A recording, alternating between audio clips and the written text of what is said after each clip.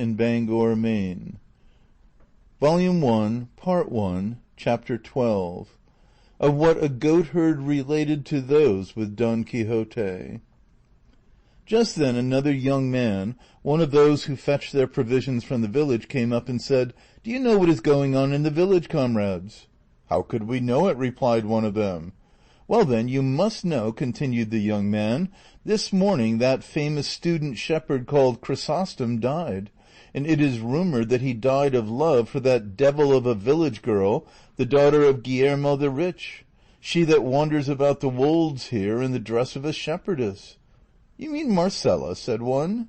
"Her I mean," answered the goatherd, "and the best of it is, he has directed in his will that he is to be buried in the fields like a Moor, and at the foot of the rock where the cork tree spring is, because, as the story goes, and they say he himself said so, that was the place where he first saw her. And he has also left other directions, which the clergy of the village say should not and must not be obeyed, because they savor of paganism. To all which his great friend Ambrosio the student, he who, like him, also went dressed as a shepherd, replies that everything must be done without any omission according to the directions left by Chrysostom, and about this the village is all in commotion. However, report says that after all, what Ambrosio and all the shepherds his friends desire will be done, and tomorrow they are coming to bury him with great ceremony where I said. I am sure it will be something worth seeing, at least I will not fail to go and see it, even if I knew I should not return to the village tomorrow." "We will do the same," answered the goatherds, "and cast lots to see who must stay to mind the goats of all." "Thou sayest well, Pedro," said one, "though there will be no need of taking that trouble, for I will stay behind for all, and don't suppose it is virtue or want of curiosity in me, it is that the splinter that ran into my foot the other day will not let me walk." "For all that we thank thee," answered Pedro. Don Quixote asked Pedro to tell him who the dead man was, and who the shepherdess, to which Pedro replied that all he knew was that the dead man was a wealthy gentleman belonging to a village in those mountains, who had been a student at Salamanca for many years, at the end of which he returned to his village with the reputation of being very learned and deeply read.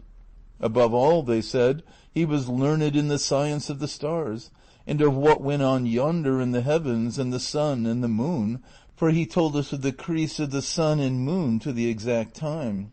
"Eclipse it is called, friend, not crease, the darkening of those two luminaries," said Don Quixote. But Pedro, not troubling himself with trifles, went on with his story, saying, also he foretold when the year was going to be one of abundance or estility. "Sterility you mean, friend," said Don Quixote. "Sterility or estility," answered Pedro, "it is all the same in the end, and I can tell you that by this his father and friends who believed him grew very rich, because they did as he advised them, bidding them sow barley this year, not wheat. This year you may sow pulse and not barley, the next there will be a full oil crop, and the 3 following not a drop will be got." "That science is called astrology," said Don Quixote. "I do not know what it is called," replied Pedro, "but I know that he knew all this and more besides. But, to make an end, not many months had passed after he returned from Salamanca, when one day he appeared dressed as a shepherd with his crook and sheepskin, having put off the long gown he wore as a scholar. And at the same time his great friend, Ambrosio by name, who had been his companion in his studies, took to the shepherd's dress with him. I forgot to say that Chrysostom, who is dead, was a great man for writing verses, so much so that he made carols for Christmas Eve and plays for Corpus Christi, which the young men of our village acted, and all said they were excellent. When the villagers saw the 2 scholars so unexpectedly appearing in shepherd's dress, they were lost in wonder, and could not guess what had led them to make so extraordinary a change.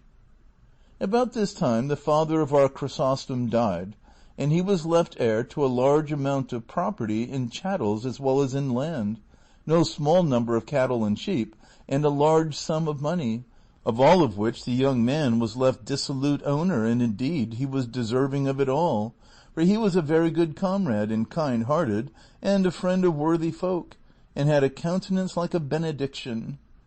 Presently it came to be known that he had changed his dress with no other object than to wander about these wastes after that shepherdess Marcella, our lad mentioned a while ago, with whom the deceased Chrysostom had fallen in love.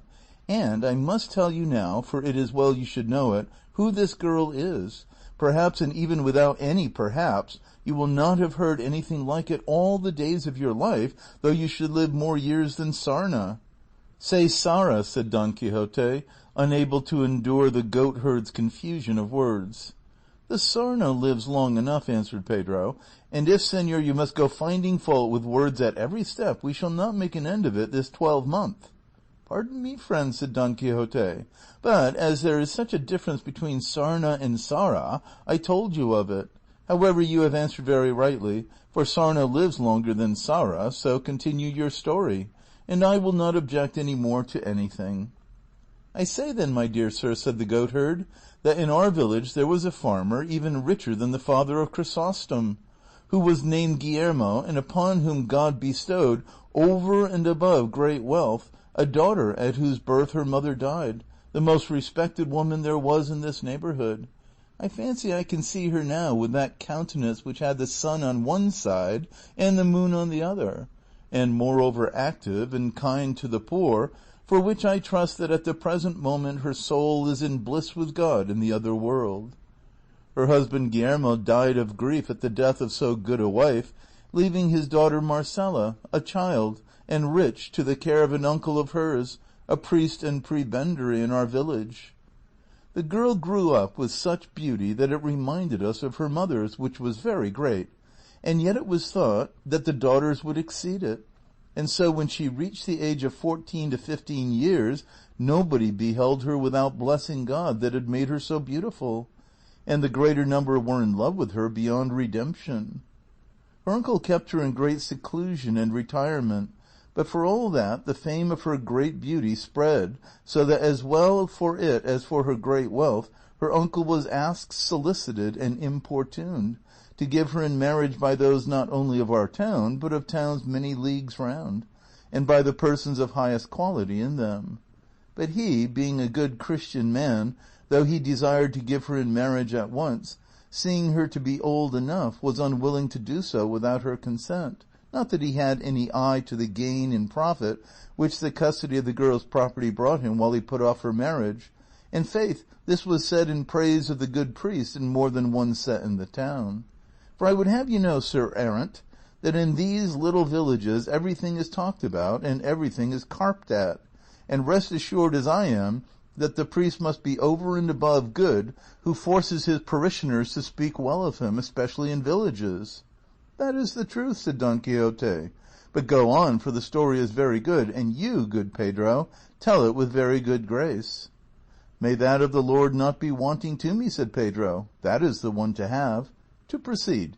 You must know that though the uncle put before his niece and described to her the qualities of each one in particular of the many who had asked her in marriage, begging her to marry and make a choice according to her own taste, she never gave any other answer than that she had no desire to marry just yet, and that being so young, she did not think herself fit to bear the burden of matrimony. At these, to all appearance, reasonable excuses that she made, her uncle ceased to urge her, and waited till she was somewhat more advanced in age and could mate herself to her own liking. For, said he, and he said quite right, parents are not to settle children in life against their will. But when one least looked for it, lo and behold, one day the demure Marcella makes her appearance turned shepherdess, and in spite of her uncle and all those of the town that strove to dissuade her, took to going afield with the other shepherd lasses of the village, and tending her own flock. And so, since she appeared in public and her beauty came to be seen openly, I could not well tell you how many rich youths, gentlemen, and peasants have adopted the costume of Chrysostom, and go about these fields making love to her. One of these, as has been already said, was our deceased friend, of whom they say that he did not love but adore her. But you must not suppose, because Marcella chose a life of such liberty and independence, and of so little or rather no retirement, that she has given any occasion or even the semblance of one for disparagement of her purity and modesty. On the contrary, such and so great is the vigilance with which she watches over her honor, that of all those that court and woo her not one has boasted, or can with truth boast, that she has given him any hope however small of obtaining his desire.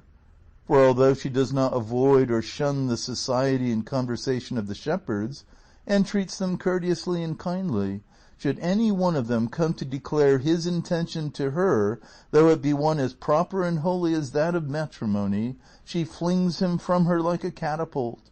And with this kind of disposition she does more harm in this country than if the plague had got into it, for her affability and her beauty draw on the hearts of those that associate with her, to love her and to court her, but her scorn and her frankness bring them to the brink of despair, and so they know not what to say, save to proclaim her aloud cruel and hard-hearted, and other names of the same sort, which well describe the nature of her character.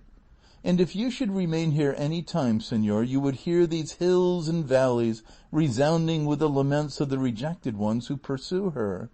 Not far from this there is a spot where there are a couple of dozen of tall beeches, and there is not one of them but has carved and written on its smooth bark the name of Marcela, and above some a crown carved on the same tree, as though her lover would say more plainly that Marcela wore and deserved that of all human beauty.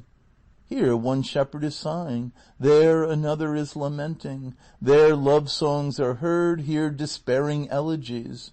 One will pass all the hours of the night seated at the foot of some oak or rock, and there, without having closed his weeping eyes, the sun finds him in the morning bemused and bereft of sense. And another, without relief or respite to his sighs, stretched on the burning sand in the full heat of the sultry summer noontide, makes his appeal to the compassionate heavens, and over one and the other, over these and all, the beautiful Marcela triumphs free and careless. And all of us that know her are waiting to see what her pride will come to, and who is to be the happy man that will succeed in taming a nature so formidable and gaining possession of a beauty so supreme. All that I've told you being such well-established truth, I am persuaded that what they say of the cause of Chrysostom's death, as our lad told us, is the same.